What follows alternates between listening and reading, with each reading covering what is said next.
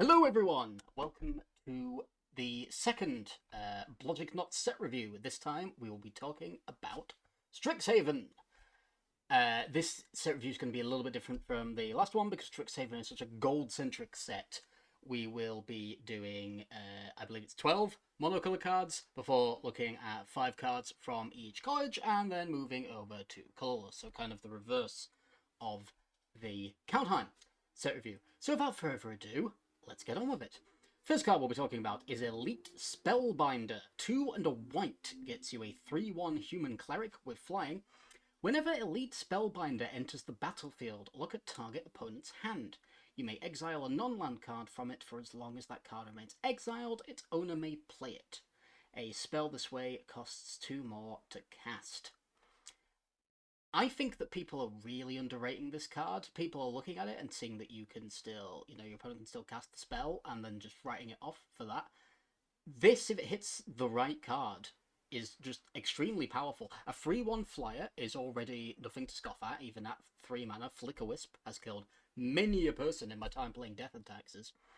And if you are against a control deck and you say hit a Wrath or a good removal spell for them, that can really slow them down. Against combo decks, you can hit maybe their payoff card or even their setup card and again, slow them down a lot. You are unlikely to absolutely stonewall an opponent from being able to do anything, but in decks like Death and Taxes or even in blue-white tempo decks, getting an extra turn or two to, get damage in or set yourself up to prepare for that board wipe or removal spell or combo turn can just be exactly what you need. The fact that you get to look at your opponent's hand as well is just, that is information that you otherwise would not have had. So if your opponent does indeed have a Wrath, you first of all slowed it down for 2 turns, and then you know how much you want to apply to the board, how much you want to hang back for when that Wrath eventually does come out.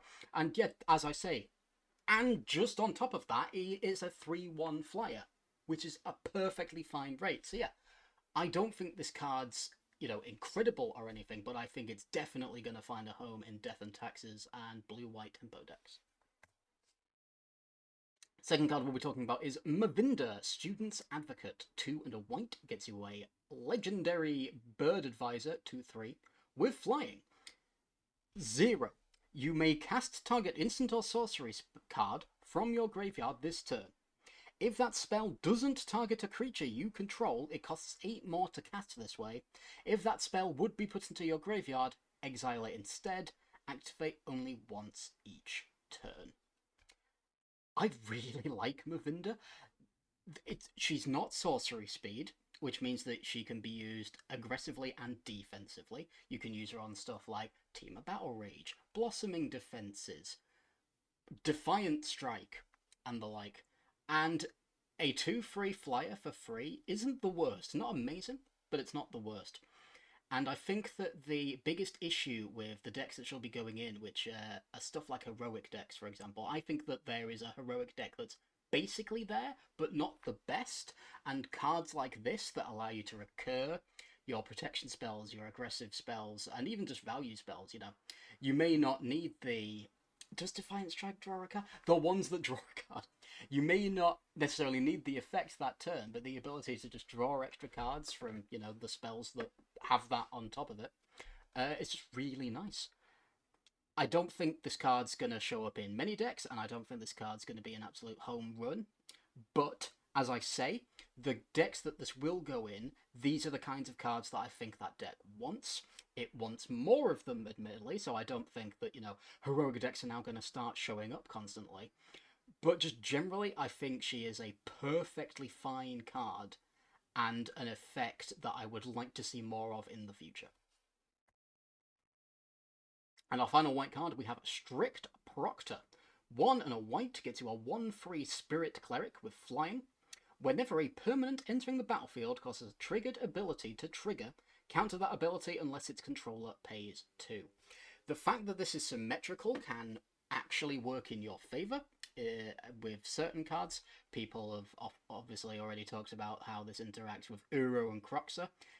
It can work against you. If it's your opponent's Uro and Croxer, it can work with you. If it's your own Uro and Croxer, your own bounce lands, for example. However, I don't foresee bounce lands coming into this format just because of this card. One of the reasons that I like this card so much, first of all, 2 mana for a 1/3 flyer. So it can actually get damage in, unlike something like Tocatli Honor Guard, and 3 toughness means that it can block well and survives things like Shock, Kolaghan's Command, that sort of thing. The thing that I really like about it, though, is Death and Taxes especially, and even other tempo decks, because they often have a lot of flash threats and stuff and often hold up a lot of mana. The fact that it gives you the option still to be able to get the effect, admittedly at a higher rate of +2 mana.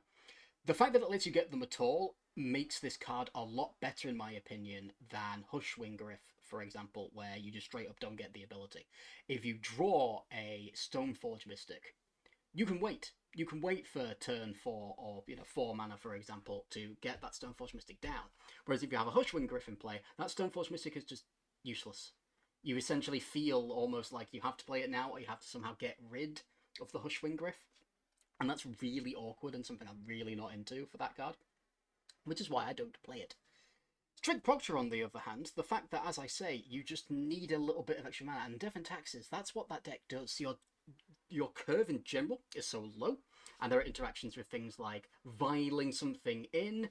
It triggers, the trigger would get countered, but because you viled it in, you haven't paid any mana, so cool, you get to do that. You vile in, say, that Stoneforge Mystic or a Recruiter. I don't think we're going to see this card create any decks that are looking to take advantage of the fact that it can counter your detrimental triggers, so I don't think that we'll be seeing, a Esper Stiflenought deck or something like that. Stiflenought does exist, and Stiflenought will undoubtedly like this card, but I don't think we're going to get decks that are taking advantage of its interactions with cards like Uro, cards like Croxer, cards like the Bounce Lands, because at the end of the day, it's a 100-card singleton. But decks that were already looking for an effect like this, but often could get screwed over by the black or white, you don't get the trigger, I think I'm going to like this. I'm going to be playing this in Death and Taxes, and I think it's going to be very good in that deck. Now, we move on to Octavia, Living Thesis. 8 blue, gets you an 8/8 Legendary Elemental Octopus. This spell costs 8 less to cast if you have 8 or more instant and or sorcery cards in your graveyard. It has Ward 8, meaning that if it is targeted by an opponent's spell or ability, it is countered unless they pay an additional 8. So it has pseudo hexproof. And Magecraft, whenever you cast or copy an instant or sorcery spell, target creature has base power and toughness 8/8 until end of turn. I adore this card. I genuinely do not know how good this card is going to be. I get the feeling that in theory it's perfectly fine, and in practice it's going to be bad, especially considering the decks that this goes in, or would go in, decks like Sorensen, decks like Is It Tempo, they like their Delve cards, and obviously this does not work well with Delve. It's not like Bedlam Reveler, which is a card that is already awkward enough to cast, where it's a cost reduction, like step by step. It is a black or white, it either costs 10 or it costs 2. And so there are going to be many times where this is stuck in your hand, not doing anything other than maybe being able to be pitched to a Force of Will or Force of Negation. That being said, if you do get this card in play, in a deck like Sorensen or Blue-Red Tempo, I think this card is going to be absolutely fantastic. Turning your young Pyromancer tokens into 8/8s. Turning your Sorensen threats in general, that are often, 2 mana, 3 mana, 1/1s that get counters on them, then making it base power and toughness 8/8 plus the counters on top of it. It's going to kill people very quickly. I could maybe see this show up in Reanimator as a way to, it's a fine target to reanimate. It essentially has hexproof. And that deck will often play a lot of looter effects and the like, which can be pretty awkward if the game's going a little bit long. The ability to turn those into 8/8s is not unlikely to happen and will probably kill your opponent if it does happen. So yeah, I don't know how playable Octavia actually is, but I absolutely love the card, and will not be shocked if I die to this at some point. Now we have Solve the Equation. 2 and a blue gets you a sorcery that says search your library for an instant or sorcery card. Reveal it, put it into your hand, then shuffle. You will be playing this in any blue combo deck, maybe fair blue decks, but I don't massively expect you to be playing this in fair blue decks. But yeah, if this card doesn't get pointed, I will be shocked. Yes, Spellseeker does obviously interact favourably with, you know, flicker effects and pod effects and the like, but that card was very, very pushed, and at the end of the day, only let you get an instant or sorcery that costs 2 or less. This lets you get any. This can be flashed back with Snapcaster Mage. This card is going to lead to a lot of games ending very quickly, whether it's finding Ancestral, finding Time Walk, finding Tendrils, finding a tutor that finds the card you actually want to find. I honestly hate this card. I expect to see it, as I say, in basically every non-fair blue deck. It'll be in Storm. It'll be in High Tide. Maybe it'll be in Control. I don't know. It's not going to be showing up in any tempo decks or the like. But yeah, I could have done without this card existing. But it's here, and it's going to kill a lot of people. Auric Law Mage, 2 black gets you a 3/3 human warlock. Tap.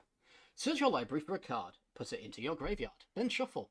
If it's an instant or sorcery card, put a +1/+1 counter on Auric Law Mage. This is essentially Magus of the Entomb, and Entomb is a very good magic card.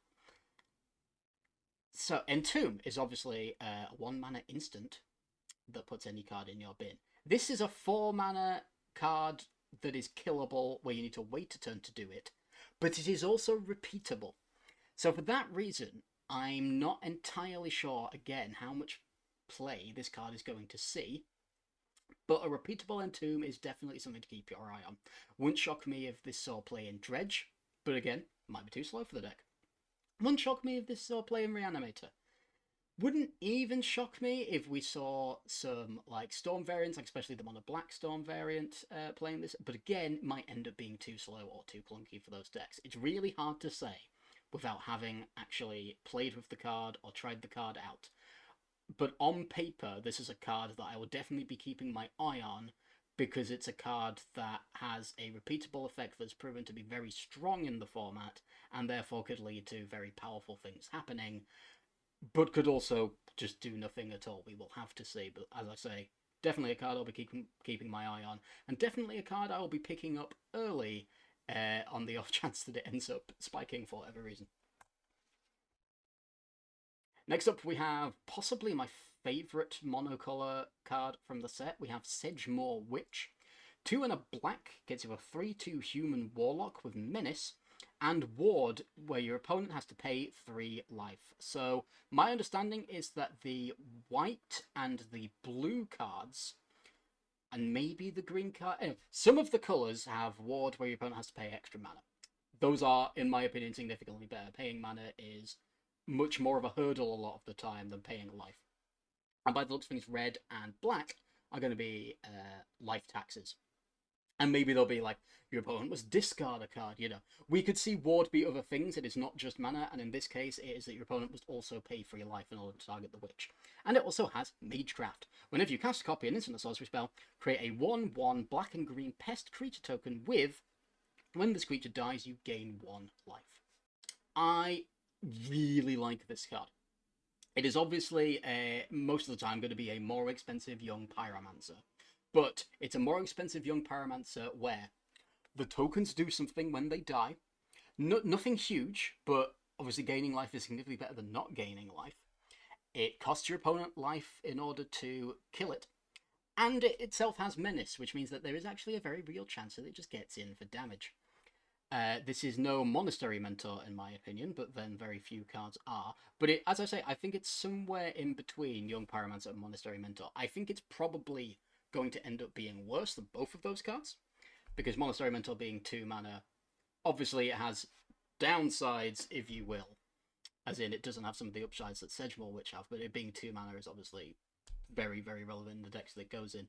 Sedgemoor Witch being 3 mana may make it a little bit too slow and a little bit too clunky, but just generally, this card has nothing but upside on it, and the only downside on it is that when compared to the other 3 mana card that is similar to it, and the other 2 mana card that is similar to it, it's slightly less good and or more expensive. Which isn't really a downside. I think this card is really, really good. I'm going to be trying this out in any black tempo decks that I play. So, for example, I have a check pile tempo list built at the moment, that this is going straight in. I really, really like this card. I expect to see this card a fair bit, but it wouldn't shock me if this card got sort of outdated or outclassed, you know, relatively quickly. But yeah, I'll certainly be trying it out for a while, and just generally, as I keep saying, I really, really like it. Next up, we have Cursed Mirror. 2 and a red gets you an artifact that has tap, add red. As Cursed Mirror enters the battlefield, you may have it become a copy of any creature on the battlefield until end of turn, except it has haste. I'm unsure how playable this card is going to be, but the important thing is that if it is playable, it definitely has a obvious home, which are both medium red and big red. Big red I'm not really going to discuss, because big red is, in my opinion, a little bit of a meme deck, especially when medium red literally exists. But I think in medium red, this card has a lot of potential. At worst, it is a mana rock that obviously adds red and has the Ancient Doom mana, which that deck is always after. So the sort of low, the floor of it even, is not obviously all that great. The ceiling of it, however, is absolutely fantastic. You get a 3 mana hasty copy of whatever the best creature you have in play is, and in medium red, that's a lot of creatures. You can make this, you know, a dragon like a Thundermaw Hellkite, Storm Breath Dragon, a Terror of the Peaks. If you hit Terror of the Peaks with this, oh my.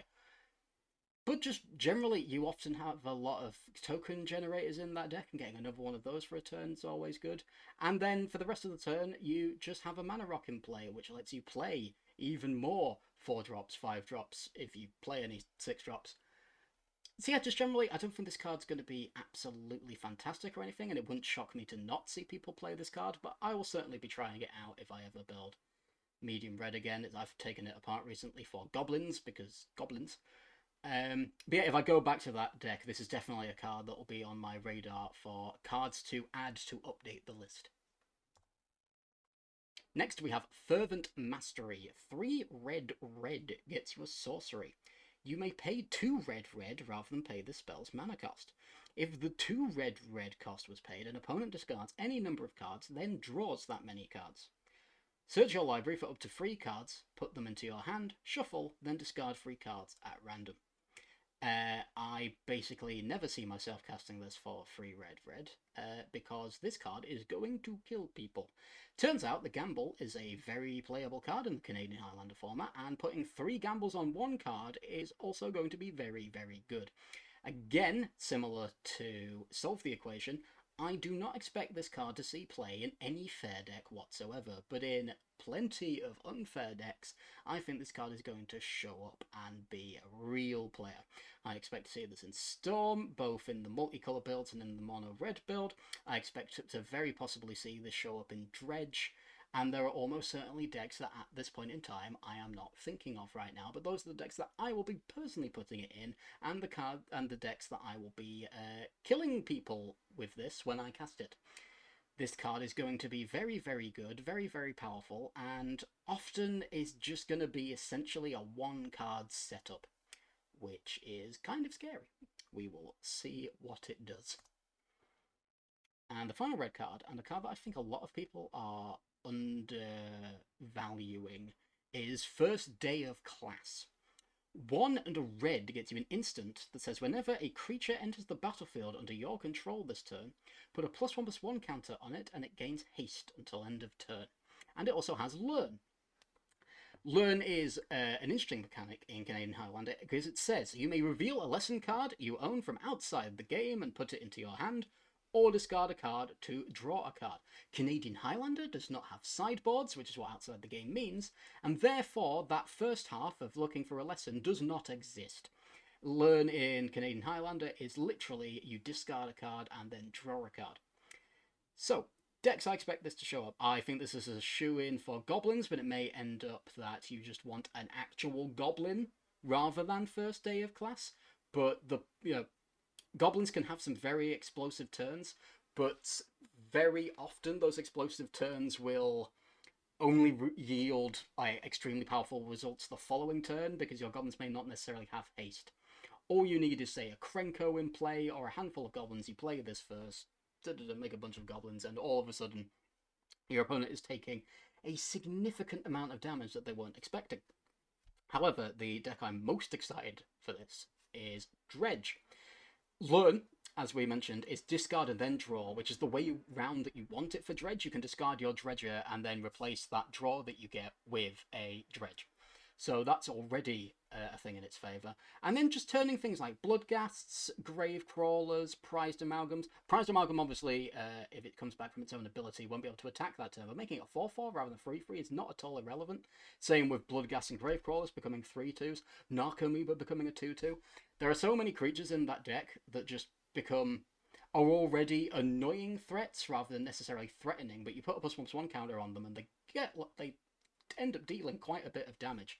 Not to mention if you have, say, a Hogak in the bin and you play this and then you bring the Hogak back, that's, again, suddenly a 9/9 trample hasty boy that your opponent really wasn't expecting. Yeah, just generally I think this card's pretty damn neat. I don't know how much it's going to show up, but I will certainly be trying it in both Goblins and Dredge, and there may even be other decks that, again, I'm not thinking of. But I'm really excited to try this card out. I think this card's really cool. Now onto green. Dragon's Guard Elite. 1 and a green gets you a 2/2 human druid magecraft. Whenever you cast a copy of an instant or sorcery spell, put a +1/+1 counter on Dragon's Guard Elite. And for 4 green, double the number of +1/+1 counters on Dragon's Guard Elite.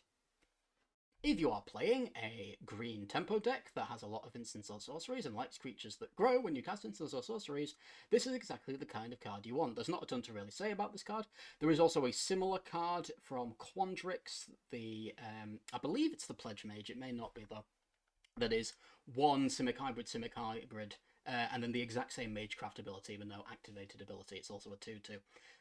That card, less likely to show up just because it is a free drop, and a lot of the free drops that see play in decks like Sorensen are probably better than it, but 2 drops with this ability are exactly what the deck wants. We will take any number of them that we can.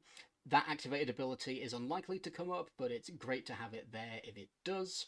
And yeah, this card's just going to be a very good card in Sorensen and other green-based tempo decks. Yeah, just more cards like this. Great. And our final green card and monocolor card is Ecological Appreciation. X2 green gets you a sorcery. Search your library and graveyard for up to 4 creature cards with different names that each have mana value X or less and reveal them. An opponent chooses 2 of those cards, shuffle the chosen cards into your library and put the rest onto the battlefield. Exile Ecological Appreciation. The obvious home for this is hoof decks / elf decks. Mono green makes a butt ton of mana with, elves, Gaia's Cradle, Raphalos, etc. That being said, I don't know whether this card is worth including in Hoof. Hoof is already very good at getting a Hoof into play with cards like Green Sun's Zenith, Natural Order, Finale of Devastation, so on, so on. And a card like this, that it gives your opponent a choice. And any card that gives your opponent a choice often means that it's not going to work exactly how you want it to. For example, in Hoof, you only actually play 2 Hoof creatures that have an enter the battlefield Hoof effect, because Decimate of the Provinces is only on cast. And so, if you get the 2 Hoofs and then 2 non-Hoofs, your opponent, assuming that they are dead to either of the Hoofs, is going to shuffle those into your deck. That being said, It may be worth it because I'm assuming that the other two creatures are stuff like Primeval Titan, maybe Titania, maybe a Woodland Bellower to get another creature. So, you know, it might be worth it. The issue is then that also to get hooves, you need to be putting 11 mana into this. And don't get me wrong, those decks get a lot of mana quite easily and quite quickly. But 11 mana might be a bit too much of a stretch. So, I don't know how much play this card is going to see, if any. There may be something I'm missing, like maybe the actual full-on all-in elf deck plays it, just because there are a lot of elves in that deck that can get you some really nice value. You can look for, you know, Archdruid, Llanowar Tribe, Rathalos, and then another one that also adds a ton of mana, and then, you know, you can use that for a setup turn maybe. I don't know. But as I say, this card is very interesting. It's very cool. Don't know how good it is. So now we move on to Multicolor, and we start with Silver Quill, and we start with Shaley. I'm going with Shale. Shale, Dean of Radiance. 1 and a white gets you a 1/1 legendary bird cleric, flying and vigilance, and tap. Put a +1/+1 counter on each creature that entered the battlefield under your control this turn. And on the reverse side, we have Embrose, Dean of Shadow. 2 black gets you a 4/4 legendary human warlock, and says tap. Put a +1/+1 counter on another target creature, then Embrose, Dean of Shadow, deals 2 damage to that creature. Whenever a creature you control with a +1/+1 counter on it dies, draw a card. Most likely home I see for this card is in the tokens decks, just generally for like both sides. I don't see Embrose seeing a ton of play in basically any decks besides that. However, Shale's an interesting one. Obviously 2 mana for a 1/1, not a good rate at all. The flying and vigilance is obviously decent, so holds an equipment well, and obviously has the tap ability, which is quite nice. But just generally, I can't think, other than maybe a tokens deck, of any deck in the format really that goes like wide enough to really take advantage of that tap ability when, you know, it's attached to such a weak body otherwise. So yeah, not a ton to say about this card really. Wouldn't surprise me to see both sides see play in a counters deck, and wouldn't shock me to see Shale show up in tokens decks, but generally don't expect either side to see, you know, any real play. Now we have Extus, Auric Overlord. 1 white black gets you a 2/4 legendary human warlock with double strike. And Magecraft. Whenever you cast or copy an instant or sorcery spell, return target non-legendary creature card from your graveyard to your hand. And on the reverse side, we have Awaken the Blood Avatar. 6 black gets you a sorcery. It says, as an additional cost to cast this spell, you may sacrifice any number of creatures, and it costs 2 less to cast for each creature sacrificed this way. And when you actually cast it, each opponent sacrifices a creature, and you create a 3/6 black and red avatar creature token with haste, and whenever this creature attacks, it deals 3 damage to each opponent. Worth noting, despite the fact that this is called the Blood, Awaken the Blood Avatar, the token is not legendary. The only real deck I can see Awaken the Blood Avatar being played in is Aristocrats. Whether it be Jund Aristocrats or 4-color or the like. It may end up being not good enough.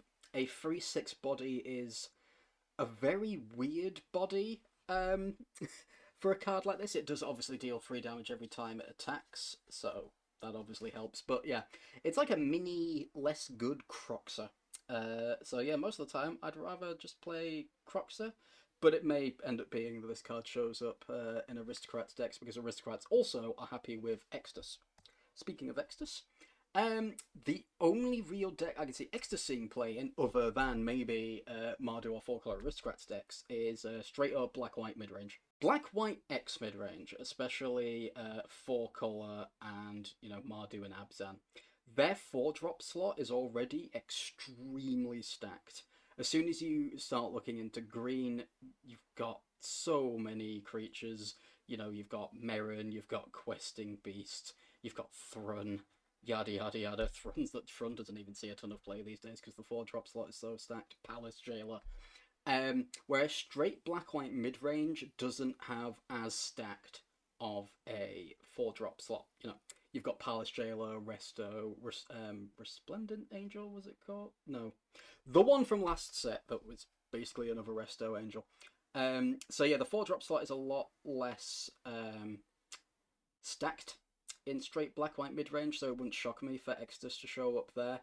But other than that, yeah, generally, I think it's just going to be Aristocrats decks where Ecstasies play, because arguably the best side of Colorless Command, for example, is the return of creature card, so being able to do that on every spell is very good, especially when your deck is packed full of creatures that either bring bodies with them or make bodies when they die.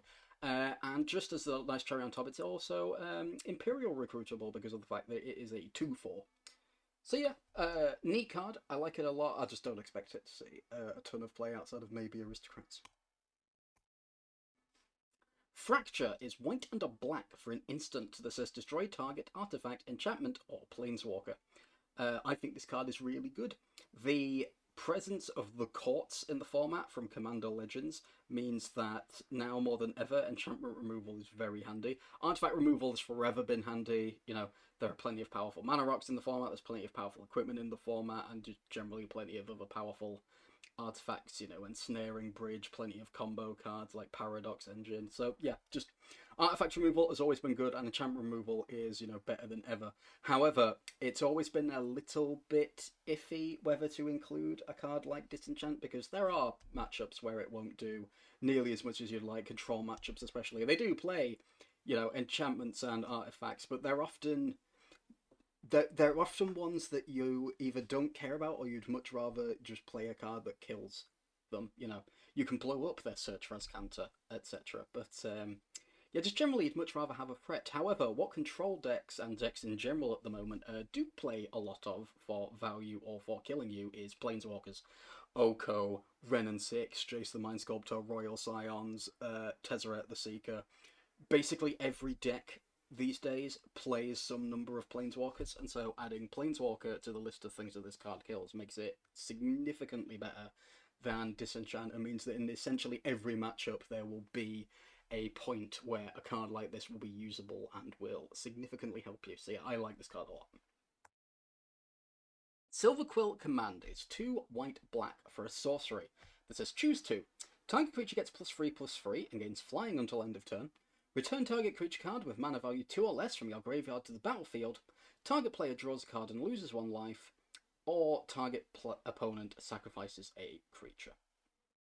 Beyond the fact that I really wish this was a 3-mana sorcery or a 4-mana instant, I think this card's pretty decent. It's not a card to write home about, certainly, but the main thing with Charms is I feel that at absolute minimum you want 2 modes that you're going to use, you know, a large majority of the time. That's essentially your floor. And preferably have at least 3, if not all 4 modes be usable at some point in your like strategy. You could see yourself using at least 3, if not all 4 of the abilities. And Silver Quilt Command is a card that I could quite easily see myself using all 4 abilities of in a mid-range deck. The issue is, as mentioned earlier, the 4-drop slot in Black-White X mid-range is already significantly stacked with not just creatures but planeswalkers as well as, you know, some other cards like Court of Grace, for example, is a absolutely bonkers card. And it's just whether or not this card is flexible enough to, you know, take the place of one of those other powerful 4-mana cards. In Black-White mid-range, I think this is an absolute shoo-in. I think it's great. I always like cards, and this will come up again later, I always like cards that have an edict effect on them, but aren't, you know, just an edict. Because edicts are cards that in Canadian Highlander generally aren't very good, but are often effects that you will be in opportunities where you really wish you had them because of the presence of cards like True Name Nemesis or the Dark Depths combo. And yeah, this card's a good edict. The fact that you can edict and still get a card back, you can return low CMC, mana value creatures like Selfless Spirit or, you know, Mother or Giver of Runes if they've died, etc. And +3/+3 in flying is, you know, a surprisingly relevant ability for getting damage, you know, in out of nowhere. especially if that creature has an equipment on it, like a sword, so you just want to get the sword triggers and, like I say, get more damage in. Obviously works very well with double strike. So, for instance, my Death and Taxes deck at the moment has been splashing black, and I will definitely be trying this out. It doesn't go deep enough to play the discard spells, but cards like this are never bad. Like I say, it's D&T, so it's got a lot of low mana value creatures, so that second ability is great. It's got plenty of creatures with double strike, or but want to get in with equipment, and so that first ability is great. Drawing a card and losing a life is obviously never bad, and having an edict effect when cards like True Name Nemesis can get really annoying for you is, yeah, great. So generally, don't expect this card to see a ton of play, but I think it is decent enough that it will see play in certain decks. And finally, we have Vanishing Verse. White and a black gets you an instant. Exile target mono-coloured permanent. That's it. I might be overvaluing this card, but I really, really like this card. I'm a big fan of the slightly narrow removal that, you know, is cheap. Like, there's no downside to it or anything. The downside is that it doesn't hit everything. I'm a big fan of cards like this. This one may end up being not quite good enough, however. The first card that comes to mind is Ultimate Price, and how awkward Ultimate Price can be in this format. There are plenty of multicolored creatures that you'd like to deal with. Cards like Leovold, Emissary of Trest, or Merrin of Clan Neltoff, Queen Marchaser. There's lots of creatures that you would really like to deal with in this format that are multicolor, and the same with other non-land permanents. Things like Ren and 6 and Oko for Planeswalkers. Obviously, this can't hit the majority of artifacts in the format. It can hit stuff like Birthing Pod, for example, but that's about it. But generally, this card is just very efficient. The fact that if it just said destroy, I wouldn't like it nearly as much, but the exile is very nice. I especially like this. I think this is going to be a sort of meta-dependent card. And I think this is going to be fantastic for meta games where aggro decks are very prevalent, because especially mono red, this obviously hits everything in mono red. And a lot of the time you can deal very easily with creatures in, you know, white-black X decks, but you can't necessarily deal with cards like Sulfuric Vortex, cards like Embercleave, and the like that. And so, yeah, I think this card is going to be very good, but not necessarily an auto-include. It will depend somewhat what your metagame looks like. And now we move on to Prismari, starting with Rowan, Scholar of Sparks. 2 and a red gets you a 2 loyalty legendary planeswalker Rowan. Instant and sorcery spells you cast cost 1 less to cast. +1. Rowan, Scholar of Sparks, deals 1 damage to each opponent. If you've drawn 3 or more cards this turn, she deals 3 damage to each opponent instead. And -4, you get an emblem with, whenever you cast an instant or sorcery spell, you may pay 2. If you do copy that spell, you may choose new targets for the copy. And on the reverse side, we have Will, Scholar of Frost. 4 and a blue gets you a legendary planeswalker Will with 4 loyalty. Instant sorcery spells you cast cost 1 less to cast. +1. Up to 1 target creature has base power and toughness 0-2 until your next turn. -3, draw 2 cards. -7, exile up to 5 target permanents. For each permanent exiled this way, its controller creates a 4/4 blue and red elemental creature token. So I'm going to start with Will. I'm not huge on this Will, mainly because I am comparing him to the more expensive by only 1 mana, but still more expensive, original Will. That Will didn't have the passive, however. The +1 was in fact a +2 that could hit 2 creatures and also removed their abilities, although it did admittedly make both those creatures 0/3s rather than 0/2s. His minus was a -2 rather than a -3, and it decreased the cost of all instant sorceries and planeswalkers you cast until your next turn by 2, which essentially takes the place of the passive that this one has. And the ultimate was a -8 rather than a -7, but it is essentially a better version of the Rowan emblem on this card. He also entered with 4 loyalty, so just you compare the two, that Rowan is a lot more powerful. And I'm not sure if this Will is really going to... essentially, I wouldn't put this card in a deck aiming to use the Will half. I would be concentrating more on the Rowan half. That being said, as with all modal double face cards, it is nice to have this side as an option. It's just not a side that I expect to really want to use very often. Let's talk about Rowan.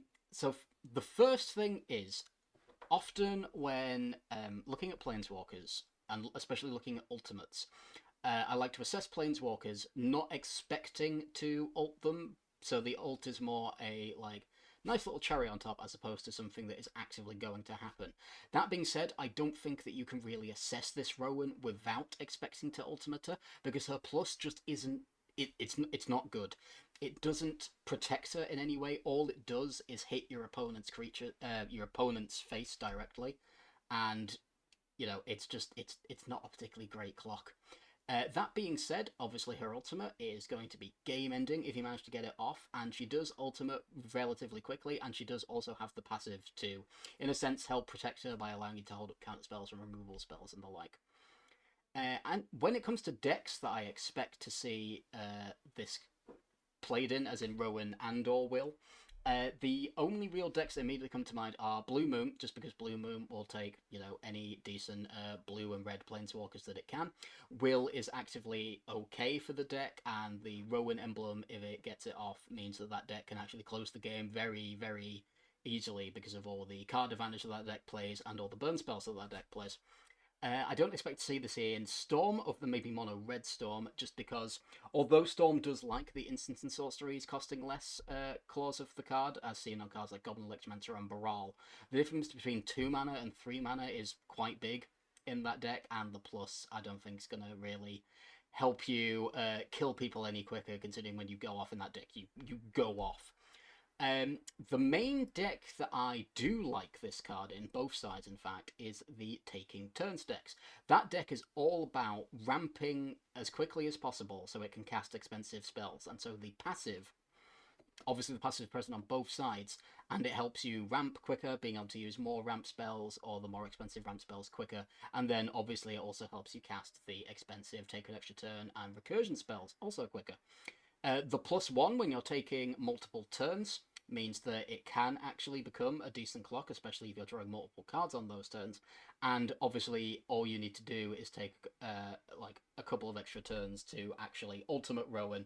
Even one extra turn, you're threatening to ultimate her the following turn, or if you take, say, turn 3, tick her up, your opponent doesn't deal with her, and then you spend turn 4 casting a 5 mana, take an extra turn card that has now been made 4 mana, you obviously tick her up again, take an extra turn, and then ultimate her, and then from that point on you should be doing very, very powerful things. So, yeah, generally I don't expect to see this card a ton, but I think this card will definitely have a place in certain decks, and who knows, the card's just cool and sweet enough in general that people may probably play it, despite probably not it not being the best Planeswalker that they could play. But yeah, it's neat. I fully expect to play against it, and I fully expect to die to, especially Ruin's Emblem a non-zero amount of times in this format. Now we have Elemental Expressionist. Is it hybrid? Is it hybrid? Is it hybrid? Is it hybrid? For a 4/4 Orc Wizard with Magecraft. Whenever you cast or copy an instant or sorcery spell, choose target creature you control. Until end of turn, it gains, if this creature would leave the battlefield, exile it instead of putting it anywhere else, and a separate ability, when you exile this creature, create a 4/4 blue-red elemental creature token, and as it handily points out on the card itself, each instance of that ability triggers separately. So this does indeed stack. I really like this card for blue-red spell-slinging type decks. I don't expect it to see play in any other deck, really, because its casting cost is very prohibitive. A while ago, I did toy around with a red splashing version of Sorensen, but even in that deck, I do not expect to be able to cast this card efficiently or easily. But in blue-red spell-slinging decks, that deck often plays a lot of small value creatures, and often does have a little bit of a problem with board wipes, often good spot removal spells. You know, it has cards like Young Pyromancer, for example, that are obviously very good and make an army on its own, but those creatures are all very weak, they're easily blocked, they're decent at blocking themselves, but a lot of time you want to be attacking. And similarly, things like Sprite Dragon, Delver Seagulls are obviously good threats, but they, you know, they often die to a stiff breeze in this format. So the ability to threaten them becoming one, if not multiple 4/4s is actually quite scary, especially on cards like Young Pyromancer tokens. Suddenly, with this card in play, blocking a Young Pyromancer token or attacking into a bunch of Young Pyromancer tokens becomes a lot more problematic when those 1/1s could very easily become a 4/4 or 2 4/4s or 3 4/4s. Not to mention, obviously, when combined in tandem with burn spells and the like, you could be losing creatures quite easily. And then, you know, you've lost a creature and your opponent has made a 4/4. So again, it's just like generally very scary. We'll have to see whether this card is worth it. It is a 4-mana 4/4, which like is obviously a fine body, but in decks like a sort of Izzet spell slinging deck, 4-drops are often not very popular in those decks, or if they are very high impact cards. So yeah, we'll have to see how playable it is, but just on paper, I think this card is really, really cool, has a lot of potential in those Izzet spell singing decks. Now we have Expressive Iteration. Blue and a red gets you a sorcery. Look at the top 3 cards of your library, put one of them into your hand, put one of them on the bottom of your library, and exile one of them. You may play the exiled card this turn. I don't expect this to be a cantrip that shows up in unfair decks. It's going to be more of a fair deck card, because generally I foresee people using this cantrip essentially on the earliest at turn 3 to take full advantage of the play the exiled card text, because often what I see happening is you take a card you actually want, you put a card you don't want on the bottom, and you exile a land, and then play that land as your land drop for the turn, which obviously means that the earliest you can realistically do this is turn 3.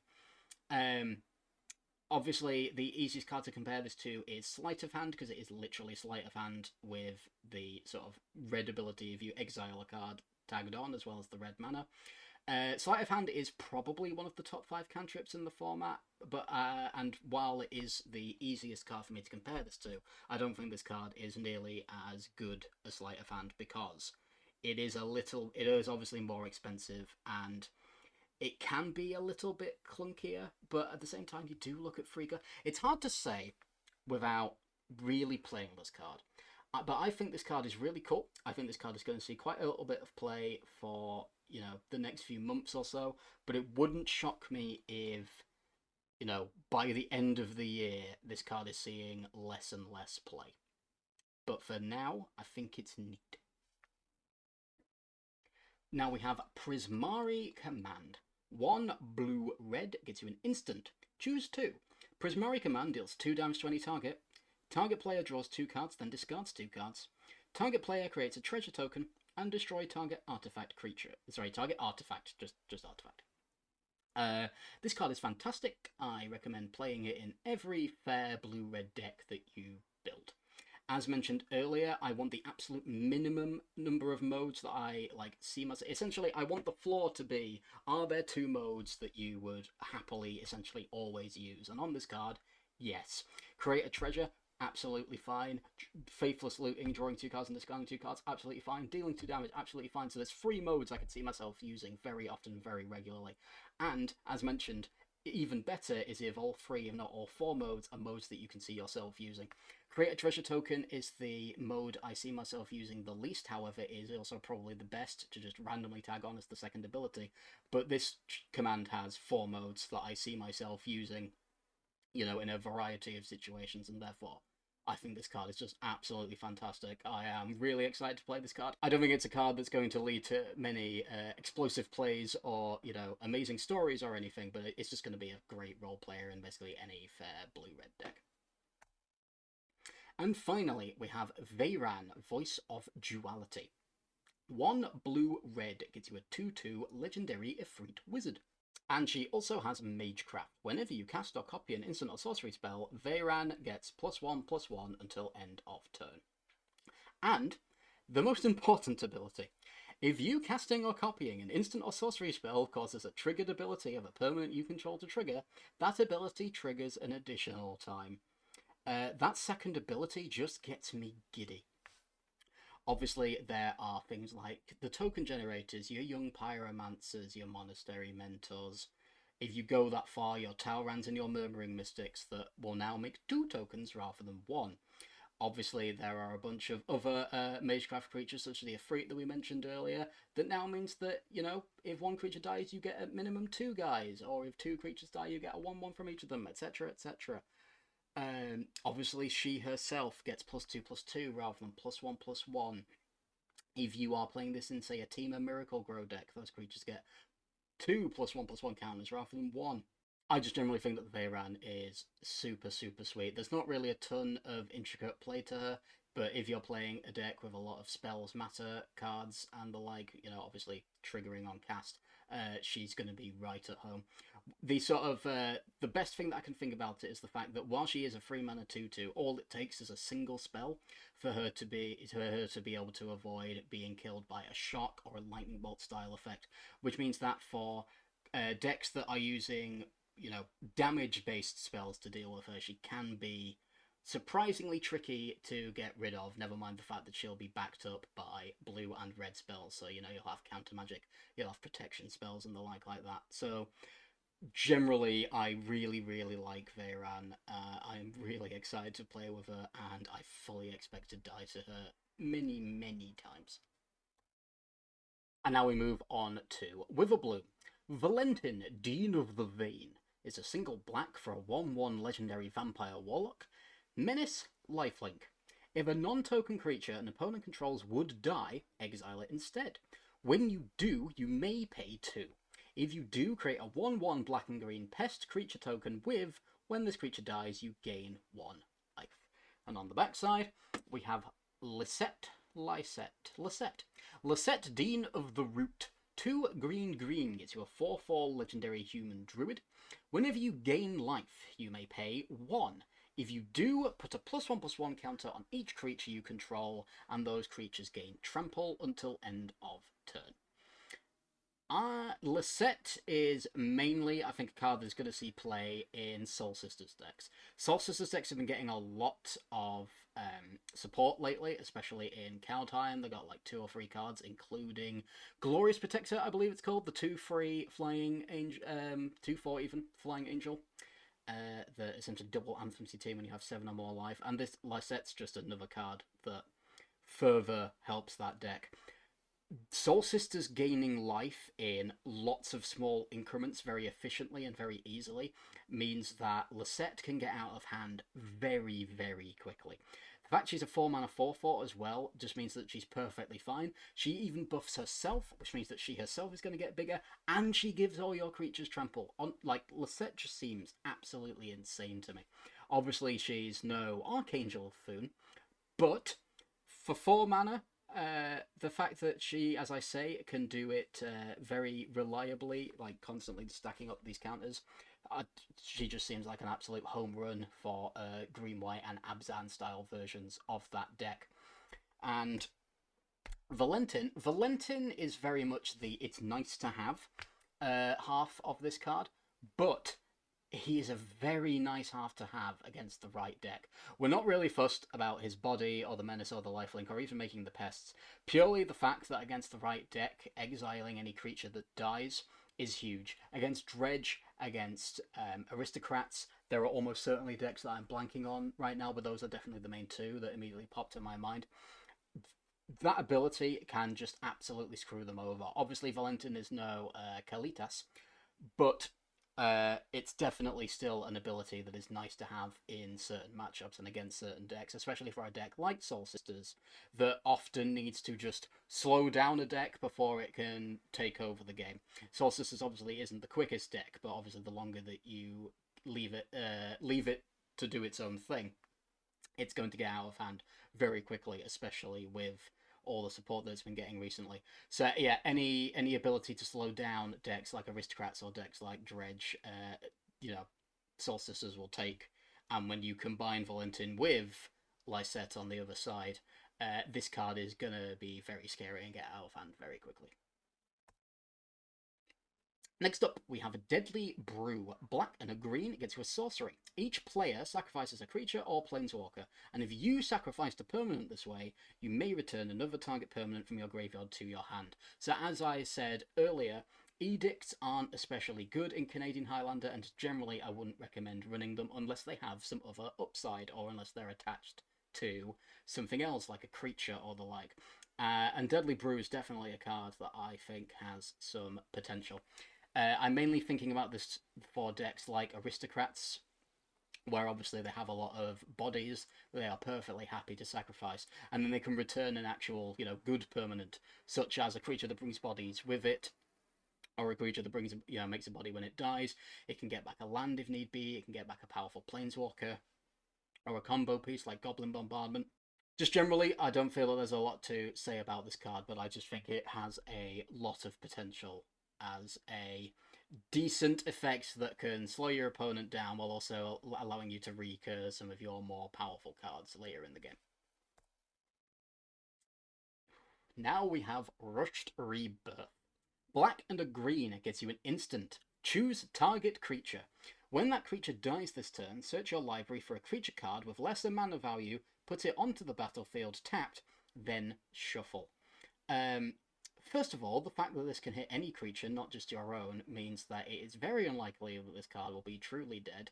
And secondly, in decks like the creature combo decks, especially pod decks, or the Pattern Rector deck, Sandra Bullock as it's affectionately known, I think this card is going to be absolutely insane. I'm not going to go into any particular combos just because, if you play those types of decks, you already know what type of combos you can do with this. You're already probably excited by this card. But another thing is that, and this will again come up later, essentially any card that is spell secretable and has a lot of potential is a card that I will definitely be keeping my eye on. This, more than the card that we'll be talking about later, is a card that I can already see lines with, like say especially in pod decks or Pattern Rector decks, being able to sacrifice a 4-mana creature to your pod and get a 5-drop and a 3-drop. I wonder if there are a 5-drop and a 3-drop that combo well together, for example. Who knows? But yeah, just generally, there's so much value in this card. I think this card is absolutely fantastic, and I fully expect to have this card resolved against me, and then for me to die very quickly afterwards. Witherbloom Apprentice is black and green for a 2/2 human druid with Magecraft. Whenever you cast or copy an instant or sorcery spell, each opponent loses 1 life and you gain 1 life.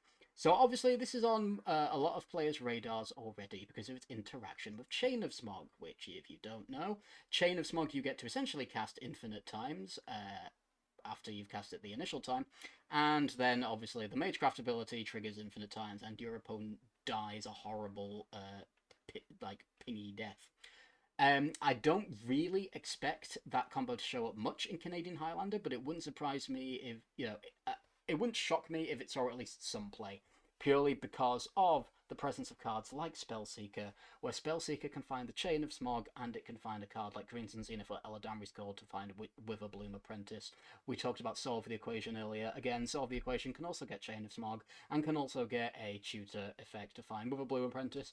There are just so many cards in this format that can search up both Witherbloom and Chain of Smog and win you the game outright. So, yeah. We'll have to see whether it ends up seeing play.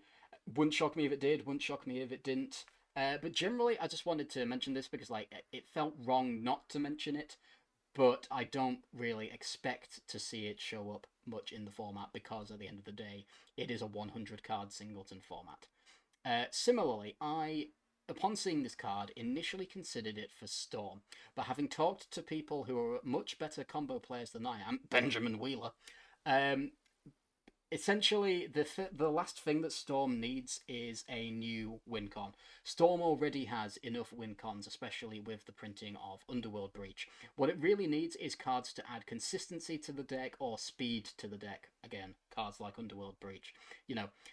More cheap cantrips, more cheap tutors, and so it doesn't need a clunky creature that adds unnecessary extra value to cards. It's just not needed. So yeah, outside of a possible Chain of Smog deck, which, as I say, wouldn't shock me if it happened, wouldn't shock me if it didn't happen. I don't really think With a Bloom Apprentice is going to see much play.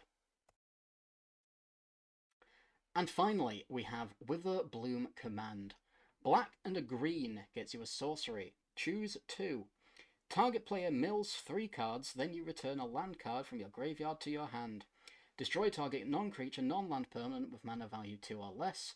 Target creature gets -3/-1 until end of turn. Target opponent loses 2 life and you gain 2 life. Don't play this card, guys. This card is very bad. Earlier, I said that the absolute flaw of a charm is that you have 2 modes that you can see yourself using a lot. No. Like, don't get me wrong, the destroy target non-creature, non-land permanent with mana value 2 or less is nice, but it's not needed. We have cards like Assassin's Trophy and Abrupt Decay now. Target opponent loses 2 life and you gain 2 life. Yep, that's a mode that you can use any time, but it's not necessarily going to be great. Target creature gets -3/-1. I would love that ability on an instant. It's a shame this isn't an instant. And target player milling 3 cards, and then you return a land from your graveyard to your hand.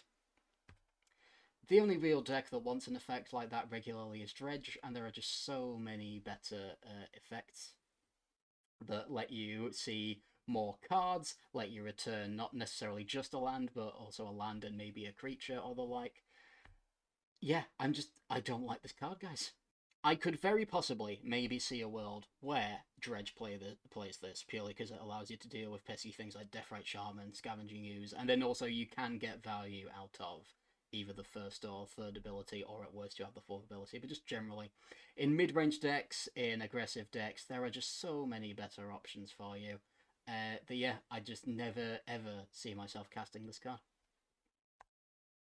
And now moving on to Lorehold. Flamescroll Celebrant is 1 and a red for a 2/1 human shaman. Whenever an opponent activates an ability that isn't a mana ability, Flamescroll Celebrant deals 1 damage to that player. 1 and a red, Flamescroll Celebrant gets +2/+0 until end of turn. On the reverse side, Revel in Silence. White gets you an instant.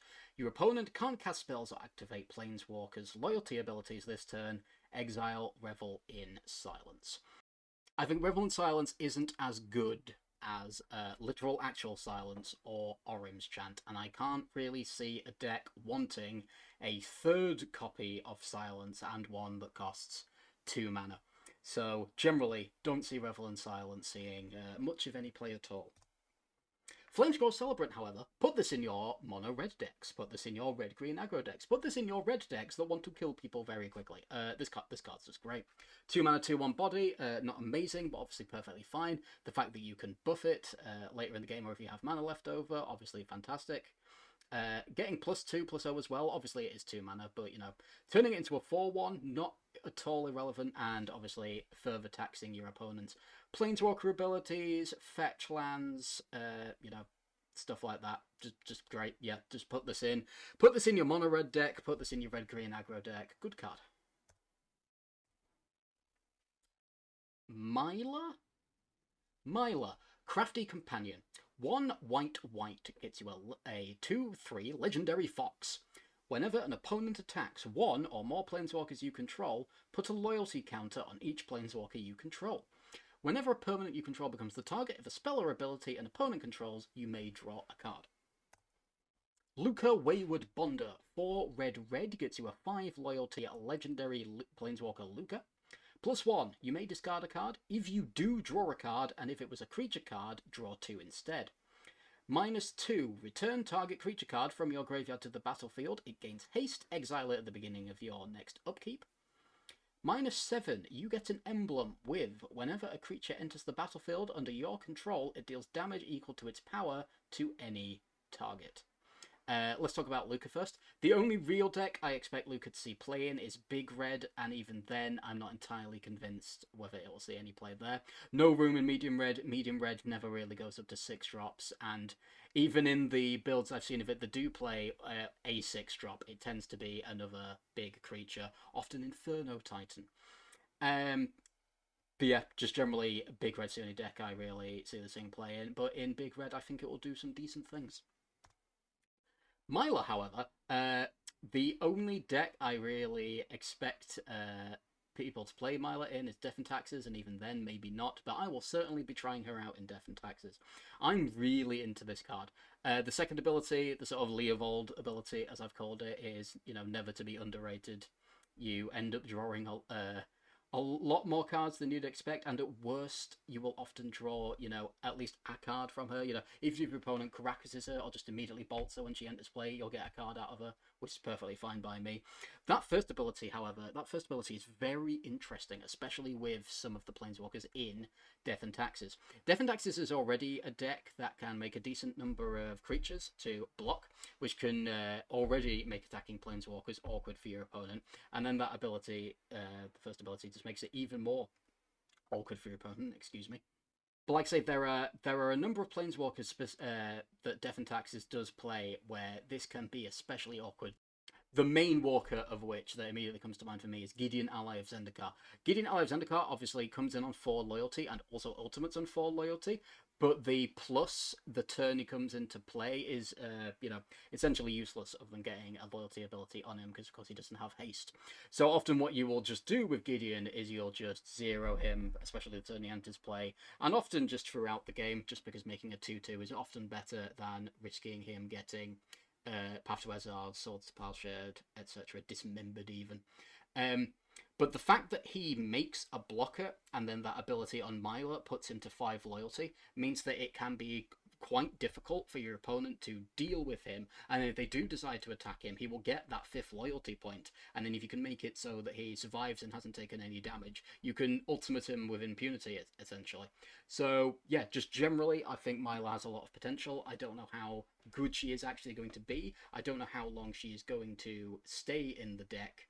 The fact that she isn't recruitable, a little bit awkward, but just generally, I think she's a perfectly fine card, and I'm willing to give her a shot in Death and Taxes. Reconstruct History. It's 2 red-white for sorcery. Return up to 1 target artifact, up to 1 target enchantment, up to 1 target instant, up to 1 target sorcery, and up to 1 target planeswalker from your graveyard to your hand. Exile Reconstruct History. I love this card. I am a big fan of the card Seasons Past, as a lot of people probably know, and while this is no Seasons Past, mainly because it exiles itself, and they learned that cards like this need to exile themselves, any card that allows me to bring back the best of my graveyard to my hand is something I am very in for. And obviously you're not necessarily going to get back every card type this can get back, but even if you only get back like 3 of the card types from this card, 4 mana, pick up the best 3 cards of different types in your bin and add them to your hand, is still a pretty fine rate. I mainly want to try this out in control deck, because in control decks, artifact-wise, you can play things like Sensei's Divining Top, you can play Torrential Gear Hulk, enchantment-wise, you can play things like Search for Azcante, you can play Moat, Instants goes without saying, Sorceries goes without saying, and then obviously Planeswalkers goes without saying. So I think in Jeskai Control, this card is going to be absolutely fantastic, and is going to just be a burst of value that most other fair decks can't really match. Other than that, I don't see this really happening in red-white mid-range decks. I don't really see Mardu or Naya wanting a card like this. They'd just much rather play another threat or another Planeswalker, something like that. But yeah, generally, very excited for this card. I may well be overvaluing it just because of my love of cards like this. But I'm very excited to play it, and it wouldn't shock me if this card ended up seeing quite a lot of play in especially Jeskai control decks. Rip Apart is red-white for a sorcery that says choose 1. Rip Apart deals 3 damage to target creature or planeswalker, or destroy target artifact or enchantment. Essentially every fair, every not super aggressive red-white deck that I build from now on will be including this card. A lot of people have been poo-pooing this card because they've been saying that it should be an instant, or they've been saying that it's a worse Abrade, and I just generally think those people are just straight up wrong. Yes, Abrade is a lot of the time going to be more relevant than this card. Nowadays, 3 damage to Planeswalkers means very little because we live in a world of, you know, Wrenn and 6s, Okos, Royal Scions. Planeswalkers that just don't die to 3 damage and so often this 3 damage is going to be hitting creatures anyway, like a Braid. And there are obviously a lot more artifacts that you're going to be targeting than enchantments. But there are still, as we mentioned earlier, plenty of enchantments that you want to blow up, especially if you are a fair red-white deck. If you are, say, Naya mid-range or Mardu mid-range, cards like Moat can be incredibly annoying for you, the Courts can be incredibly annoying for you, and just generally the flexibility of this card. This is a card with essentially 4 modes. You can deal 3 damage to a creature, you can deal 3 damage to a planeswalker, you can destroy an artifact, or you can destroy an enchantment. It may say choose 1 and have 2 bullet points, but there are essentially 4 modes on this card. This card is absolutely fantastic, and yeah, I will be playing it in most, if not all, fair red-white decks that I build. And finally, we have Vulnerable Warsinger. That's right, vulnerable is a word that I often get wrong. 1 red-white gets you a 3/3 Spirit Cleric with Vigilance and Trample. Whenever Vulnerable Warsinger deals combat damage to a player, you may return target creature card with mana value X or less from your graveyard to the battlefield, where X is the amount of damage Vulnerable Warsinger dealt to that player.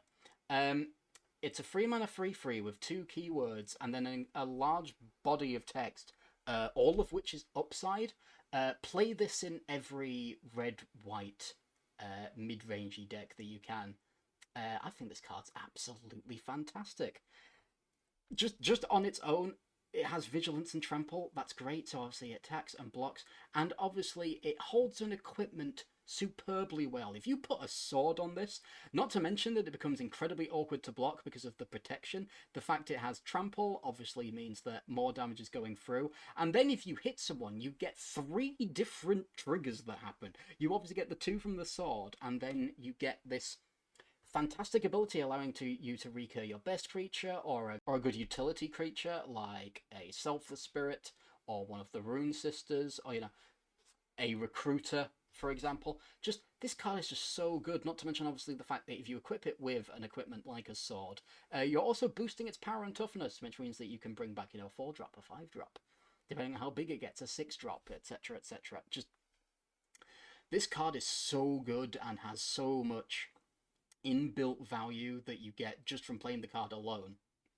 But then the fact that it gives you extra value from things like pump spells or equipment, play it. I absolutely love this. I think this card is absolutely fantastic and one of the cards I'm most excited to play with from the set.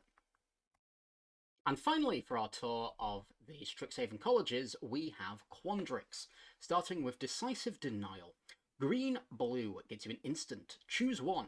Target creature you control fights target creature you don't control, or counter target non-creature spell unless its controller pays 3. So as we've discussed before, fight cards are often at their best when they either heavily protect the creature of yours that is fighting, like with Blizzard Brawl last set review giving Indestructible, or if they have something else on them. So for instance, Primal Might, acts as a pump spell as well as a fight spell. And Decisive Denial, acting as a counter spell as well as a fight spell, is absolutely fantastic for decks like Sorensen. Sorensen especially, often being straight green-blue, means that it doesn't really have access to much great removal. It has bounce spells, it has Dismember, but it doesn't have, things like Path, Swords, Fatal Push, Lightning Bolt, etc. Which means that its best form of permanent removal is fight spells, but obviously fight spells can sometimes be a little bit clunky for, various reasons, and so having a counterspell tied to it is just absolutely fantastic. And so, yeah, this will definitely see play in Sorensen. It may even see play in 3 and 4 color style tempo decks, and just generally, I like the card a lot. Double Major. Green-blue gets you an instant. Copy target creature spell you control, except it isn't legendary if the spell is legendary. So, obviously, just in case you don't know what that means, the creature spell has to be on the stack. You cannot copy a creature that is in play. It has to be specifically one that's on the stack. This is the card I was mentioning earlier that I said any card that is searchable by Spellseeker and has a unique effect is something that you need to keep an eye on. I don't think this is as good as the green-black card that we talked about earlier. I'm blanking on its name right now. But again, it's a spell-seekerable card with a lot of potential in creature combo decks, especially decks like Pod and the like. I could maybe see this seeing play in a Hoof style deck, just because essentially the vast majority of the creatures in that deck, other than the lower end mana dorks, often have a lot of value attached to them. So doubling up on something like a Wood Elves, on something like a Primeval Titan, something like a Titania are obviously great. And that deck does often play Spellseeker because of its ability to find cards like Recency and Finale of Devastation, so this card can go in quite easily in decks like that. But yeah, it's hard to say without actually using the card how good it actually is. You know, it may be absolutely busted, it may be unplayable. It's hard to really say without actually playing it, but this is definitely a card with a lot of potential, and a card that I'll be keeping my eye on, and a card that, as I say quite a lot, I really wouldn't be surprised if I die to at some point. Eureka Moment. 2 green blue gets you an instant. Draw 2 cards. You may put a land card from your hand onto the battlefield. So it feels like every couple of sets we get this 4 mana, draw 2 and do something else style of instant. This is, I feel, one of the weaker ones. Not only is it 2 colour, but I don't think there are many decks that really care that much about putting an extra land into play rather than scrying 2, like we've seen on the recent one with Fortell, and the one that I'm blanking on the name of from Kaladesh, Glimmer of Genius, I want to say. Hieroglyphic Illumination having cycling just means that it's the safest of them all. And then we have, you know, cards like Fact or Fiction that do a similar job. And yeah, just generally, I feel this card being 2 colour and the putting a land clause just means that it's not really worth including in your deck. Maybe there is a deck like Curb Your Enthusiasm, the Taking Turns deck that we sort of mentioned earlier, that wants this because that deck's just all about drawing cards and ramping, and obviously this can kind of do both. But other than that deck, I just do not expect this card to see any play in our format. But I wanted to talk about it just because, again, we've had a large influx of cards similar to this that I just wanted to point out that I think that although this is one of the newer ones, and it's obviously very comparable to Growth Spiral even, sorry, I think that the previous versions of it, and the monocolored versions of it especially, are just better. Casmina, Enigma Sage. 1 green blue for a 2 loyalty, legendary planeswalker Casmina. Each other planeswalker you control has the loyalty abilities of Casmina Enigma Sage. +2, scry 1. -X, create a 0/0 green and blue fractal creature token, put X +1/+1 counters on it, and -8. Search your library for an instant or sorcery card that shares a colour with this planeswalker, exile that card, then shuffle. You may cast that card without paying its mana cost. I only ever really expect Casmina to show up, if at all, in one deck, and that is the Taking Turns deck, yet again. First of all, her passive, I don't expect the passive to come up much, but the ability to turn all of your planeswalkers into ways to dig for more Taking Turn cards or regrowth style effects to get those turn taking cards back is good. Obviously, it works quite neatly interaction wise with Narset Parter of Veils, giving you the ability to actually plus her when obviously she normally only has a minus ability. And just every mode on her is something that the Taking Turns decks, like, not necessarily wants, but really doesn't mind having. Later in the game, it's all about just getting a critical mass of Taking Turn cards, and so being able to scry through your deck to search for more of those cards is always good. Sometimes the deck can struggle with getting a threat in play and will just end up, you know, grinding its gears and not doing anything. Powerful nothing, as we like to call it. And so being able to make a fractal and therefore a threat could come into, you know, come in handy. And that ultimate, if you get to Ultimata, especially if you are using it on Casmina, searching for a blue or a green card in that deck is huge, because if you search for a blue card, if you choose to search for a blue card, you can search for another Taking Turn card, or if you search for a green card, you can search for a card like, for instance, Seasons Past, and then obviously get a multitude of extra turn cards back.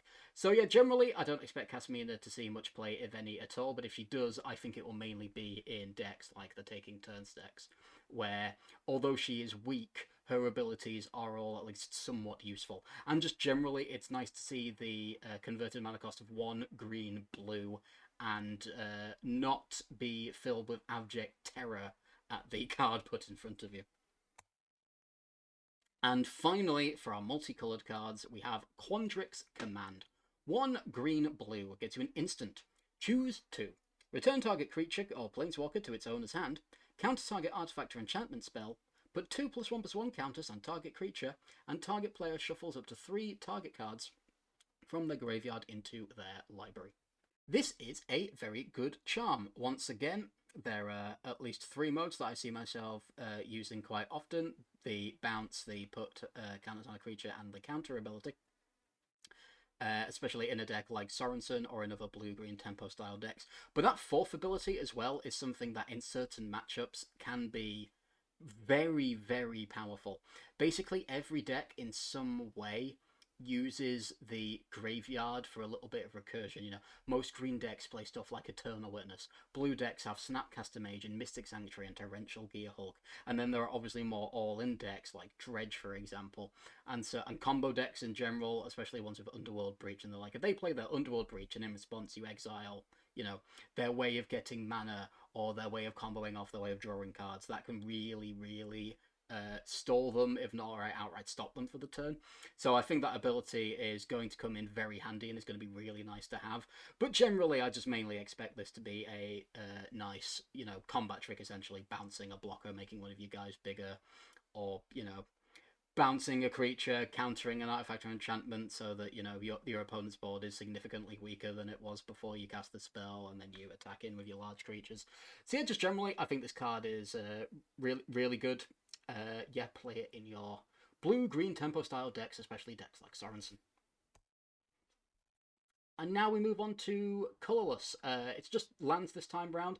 None of the Colorless lessons, nor the strange Eldrazi-looking man, I really felt were going to see much of any play in this format. Maybe the weird Eldrazi man does in, like, a medium deck, for example, but I think there's just better things to play in all medium-coloured decks, essentially.